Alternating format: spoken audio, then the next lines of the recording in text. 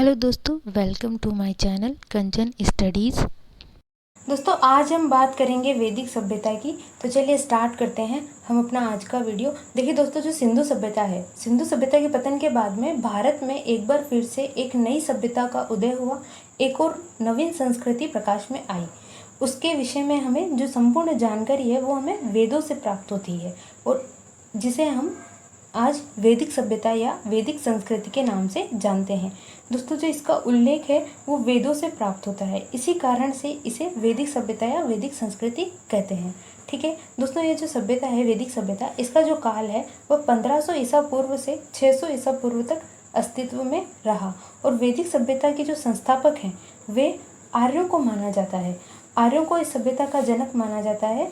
आर्य इस सभ्यता के जो संस्थापक होने के कारण इस सभ्यता को आर्य सभ्यता भी कहा जाता है। ठीक है दोस्तों, ये जो सभ्यता है इस सभ्यता को सिंधु घाटी सभ्यता से काफ़ी भिन्न माना जाता है। जैसे जो सभ्यता थी वह सिंधु घाटी सभ्यता से काफ़ी भिन्न थी। जहाँ सिंधु घाटी सभ्यता एक नगरीय सभ्यता थी, वहीं वैदिक सभ्यता एक ग्रामीण सभ्यता थी। ठीक है, जो दोस्तों आर्य है, आर्य शब्द, इस शब्द का अर्थ है श्रेष्ठ, उत्तम, अभिजात्य, उत्कृष्ट और स्वतंत्र। दोस्तों, सामान्यतः यह माना जाता है कि जिन विदेशी आक्रांताओं ने हड़प्पाई नगरों को नष्ट किया वे आर्य ही हैं और इस बात का उल्लेख हमें ऋग्वेद में भी मिलता है। ठीक है दोस्तों, अगर बात करें हम आर्यों के मूल निवास स्थान की, तो इस बारे में अलग अलग विद्वानों के अपने अलग अलग मत हैं। जैसे कि बाल गंगाधर तिलक, इनके अनुसार आर्यों का मूल स्थान उत्तरी ध्रुव बताया गया है। वहीं महर्षि दयानंद सरस्वती ने तिब्बत को आर्यों का आदि देश माना है। और जर्मन के एक प्रसिद्ध विद्वान है मैक्स मूलर, इनके अनुसार आर्य मध्य एशिया से आए थे और सर्वमान्य जो मत है वो मैक्स मूलर का ही माना जाता है कि जो आर्य मध्य एशिया से आए थे।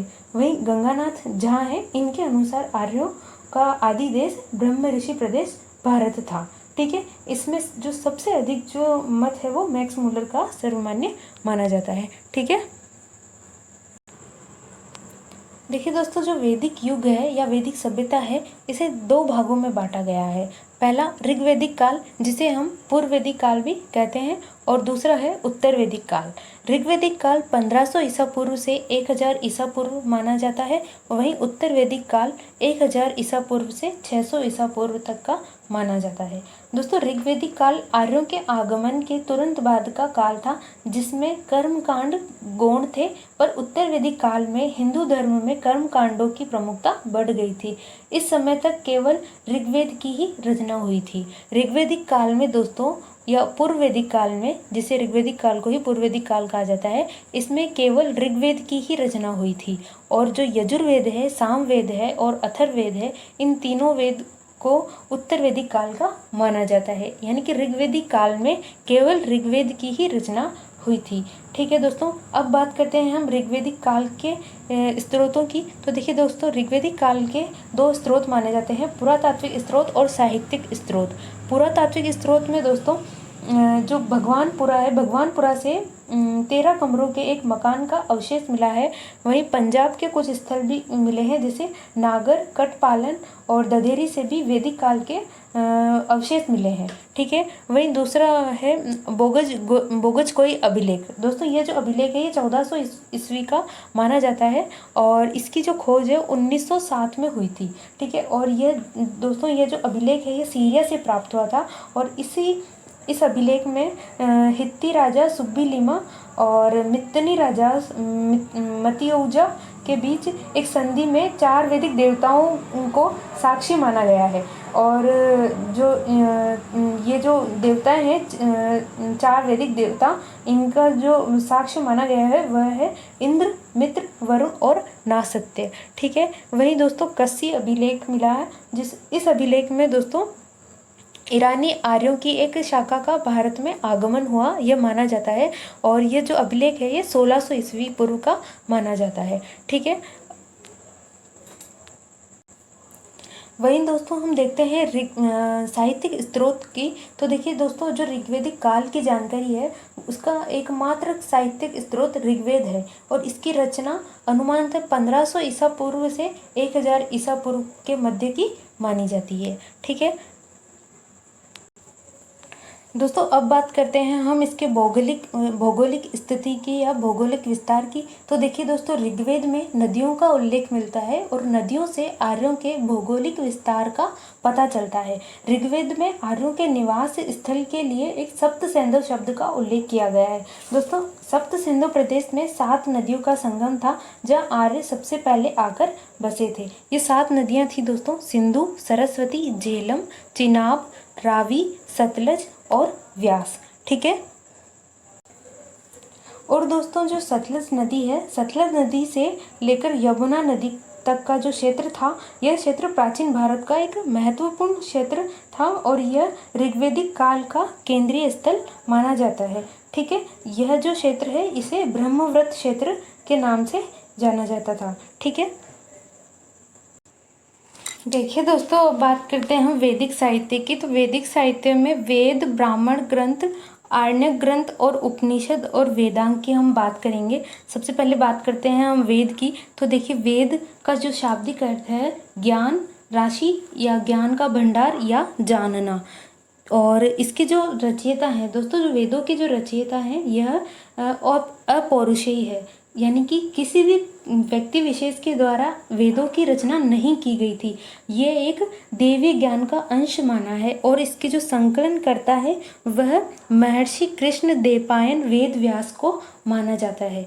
ठीक है दोस्तों, जो वेद हैं, वेद 4 प्रकार के हैं: ऋग्वेद, यजुर्वेद, सामवेद और अथर्ववेद। ठीक है। अब बात करते हैं हम दोस्तों वेदों के उपवेद के नाम। तो देखिए जो ऋग्वेद है, ऋग्वेद का उपवेद आयुर्वेद है और यजुर्वेद का उपवेद धनुर्वेद है और सामवेद का उपवेद गंधर्ववेद और अथर्ववेद का उपवेद शिल्पवेद। ठीक है। बात करते हैं अब हम ऋग्वेद की। तो देखिए दोस्तों जो ऋग्वेद है, ऋग्वेद जो है यह सबसे पहला लिखा वेद है और यह प्राचीनतम ग्रंथ माना जाता है।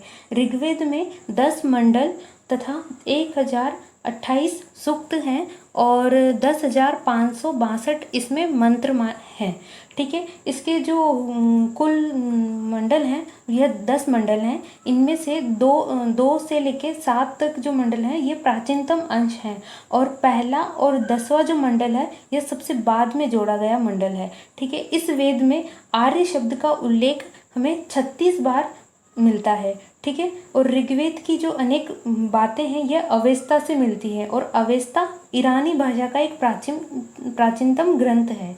दोनों ग्रंथों में बहुत से देवताओं और सामाजिक वर्गों के नाम भी मिलते हैं और जो ये दोनों ग्रंथ हैं इसमें बहुत से देवता और सामाजिक वर्गों के नाम भी आपस में बहुत से मिलते जुलते हैं। ठीक है। और दोस्तों इसमें जो तीसरा मंडल है, तीसरे मंडल में जो गायत्री मंत्र है, गायत्री मंत्र तीसरे मंडल में ही मिलता है और जो ये अस्तोमा सद्गमय है, अस्तोमा सद्गमय यह मंत्र भी हमें ऋग्वेद से ही मिलता है। ठीक है।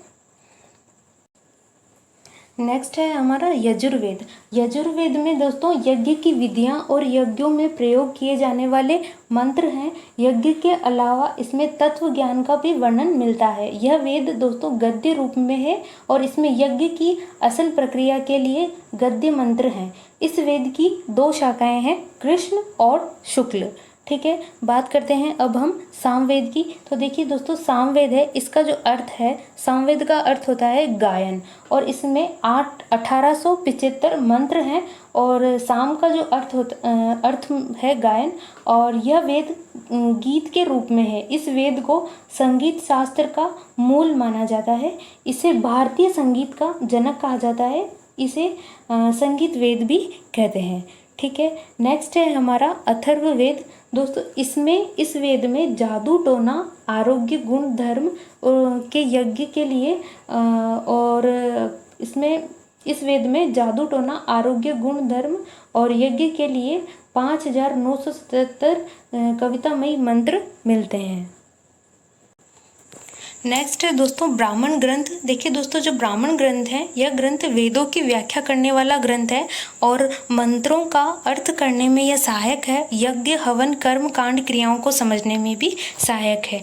नेक्स्ट है दोस्तों आरण्यक ग्रंथ। आरण्यक ग्रंथ का शाब्दिक अर्थ होता है वन और दोस्तों जो वानप्रस्थ आश्रम के दौरान लिखे गए ग्रंथ थे वे आर्णक कहलाए। मतलब व्यक्ति के जो जीवन को है वह 100 वर्ष का माना गया और 100 वर्ष का मान के इसे 4 भागों में बांटा गया। बालाश्रम, गृहस्थ आश्रम और वानप्रस्थ आश्रम और संन्यास आश्रम, इस प्रकार से 4 भागों में व्यक्ति के जीवन को 100 वर्ष का मान के बांटा गया।